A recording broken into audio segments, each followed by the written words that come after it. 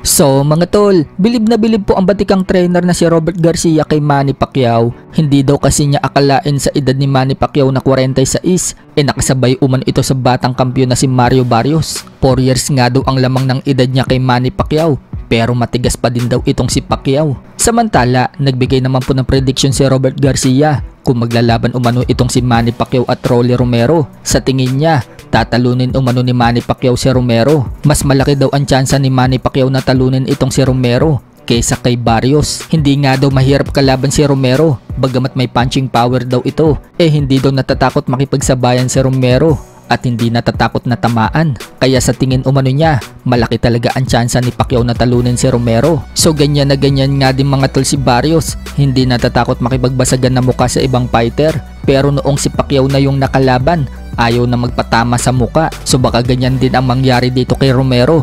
Pag si Pacquiao na ang makalaban, baka magbago din ang estilo. Sa kabilang banda naman mga tol, pasok na po sa ranking ng Ring Magazine si legend Manny Pacquiao matapos ang magandang performance niya sa labang kay Mario Barrios noong nakaraang linggo. Bagamat tabla po yung labang kay Barrios, nauna na po itong Ring Magazine sa mga sanctioning bodies. Inilagay po agad si Manny Pacquiao sa pang number 9 spot sa ranking ng welterweight. Asahan po natin ng mga sanctioning bodies katulad ng WBC, WBA, WBO at IBF. Magsusunuran na rin ang mga yan kapag nag-update sila ng ranking. Kapansin-pansin nga din mga tol na tinalo pa ni Manny Pacquiao itong si Rolly Romero at Devin Haney. Wala po kasi sila sa ranking ng Ring Magazine kahit na champion itong si Romero at top contender itong si Devin Haney sa WBC. Iba pa rin talaga si Manny Pacquiao mga tol. Kahit na 46 na sikat pa din at binibigyan ng halaga. Sa ibang banda naman mga tol, matapos pong sagutin ni Elijah Pearce ang mga banat sa kanya ni former 3 Division World Champion Janrell Casimero,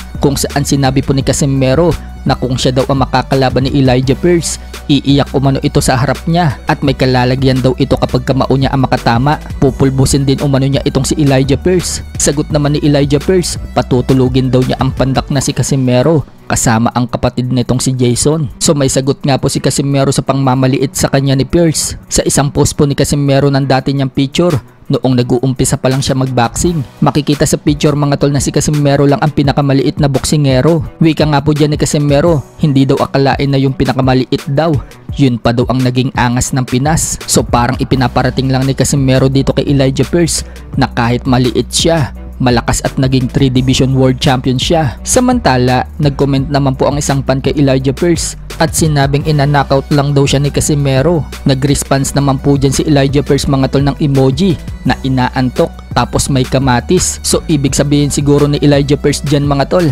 parang kasing lambot lang ng kamatis itong si Casimero para sa kanya. Sinabi din ni Elijah Pearce na sinagot lang umano niya ang mga banat sa kanya ni Casimero. Sinabihan na din daw niya ang promoter niya tungkol sa pang-call out ni Casimero sa kanya.